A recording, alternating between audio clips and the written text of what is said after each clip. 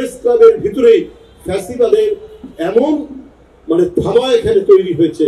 ইকবাল সোবহান চৌধুরী তিনি যে ন্যাক্কারজনক ভূমিকাটা পালন করলেন, মনে হচ্ছে পুলিশকে ডেকে নিয়ে তিনি মহাসচিবকে ধরিয়ে দিলেন। একবারে প্রকাশ্য স্বৈরাচারী শেখ হাসিনার গুণগানকে তিনি তো ওদের সবকিছু মেনে নিয়েছেন, তার এরা করছে কি? নিশ্চয়ই তাদেরকে কেউ টাকা দিচ্ছে এবং টাকা দিয়ে তাদেরকে এই ভুল পথে পরিচালিত করছে। মুগ্ধ মারা যাচ্ছে আবু সাইদের সেই অলঙ্ক সাহসী আত্মদান।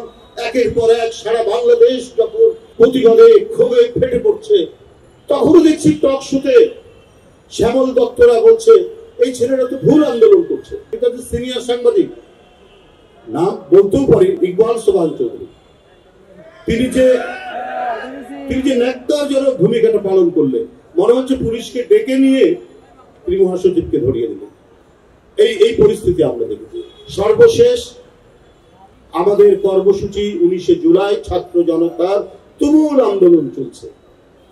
আমাদের সম্মানিত ভারপ্রাপ্ত চেয়ারম্যান সাহেব আমাকে বিশেষ করে ঢাকা মহানগরের উত্তর দক্ষিণের সাথে যোগাযোগ করতে বলছেন এবং এই ছাত্র জনতার আন্দোলনে সংহতি জানানোর জন্য তিনি বারবার বলেছেন। আমাদের একটা কর্মসূচি দেওয়া হলো 19 জুলাই শুক্রবারের দিন। আমি 12:30টার মধ্যে এখানে চলে আসলাম।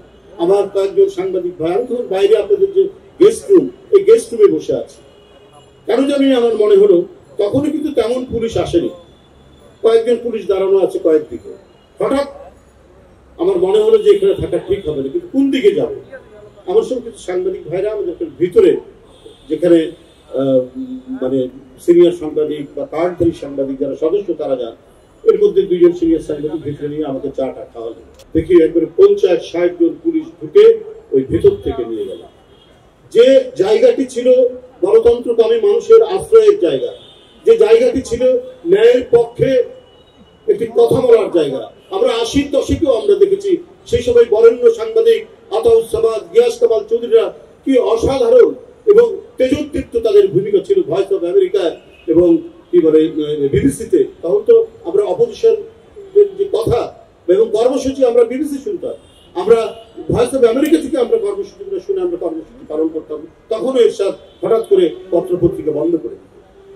কিন্তু এখন এমন নিপীড়নের জায়গা, কেউ সাহস করে দাঁড়িয়ে কথা বলবে বা তাদের নিপীড়নের বিরুদ্ধে যে দাঁড়াবে সেটার কোনো সুযোগ ছিল না। কারণ প্রেস ক্লাবের ভিতরেই ফ্যাসিবাদের এমন থামা এখানে তৈরি হয়েছে।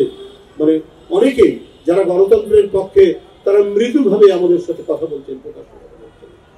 দেখুন, যখন এইরকম আন্দোলন চলছে, মুগ্ধ মারা যাচ্ছে আবু সাইদের সেই অলঙ্ক সাহসী আত্মদান, একের পর এক সারা বাংলাদেশ যখন প্রতিবাদে ক্ষোভে ফেটে পড়ছে, তখনও দেখছি টক শোতে শ্যামল দত্তরা বলছে এই ছেলেরা তো ভুল আন্দোলন করছে। এরা তো হচ্ছে আমাদের যে চেতনার বিরুদ্ধে এরা কাজ করছে। যে একবারে প্রকাশ্য স্বৈরাচারী শেখ হাসিনার গুণগানকে তিনি তো ওদের সবকিছু মেনে নিয়েছেন, তার এরা করছে কি?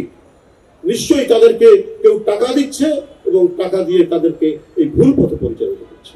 এই ধরনের মিথ্যাচার করে জনগণের একটি ন্যায়সঙ্গত আন্দোলন এবং এই ছোট বাচ্চাদের এই আন্দোলনকে, তাদের রক্তদানকে যারা কলুষিত করার চেষ্টা করেছে, তারা কি এক সভ্য মানুষ হতে পারে? তারা সভ্য মানুষ হতে পারে না।